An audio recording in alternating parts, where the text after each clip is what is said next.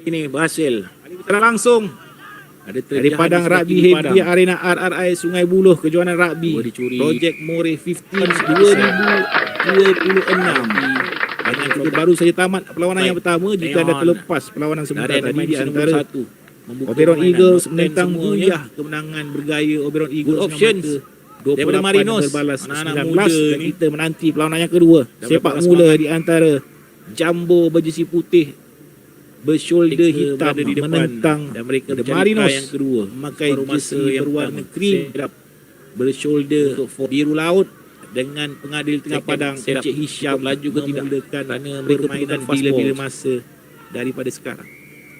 Whistle dibunyikan. Sepak mula Jambo RC turun di perlawanan kedua. Ini minggu Siapa kedua nak ambil bola dengan mata dengan yang paling belakang nak ambil bola, ada berserangan hasil bola di draw sebelah kiri. Masih dengan lagi berjaya Oberon mengawal last permainan. try last minute Yang di depan dan tu juga ambil saja. conversion. Yes, good Mengikat thinking daripada Oberon Marinos. mata 12 sama Macam manakala tu sekali Marinos lagi. tewas Jambu di dipaksa tangan bertahan. Buyah RC dengan Dan mata sebelah kanan 12 pula. berbalas 5 sudah pasti Dan diberikan try. Ada kuatkan signal lagi daripada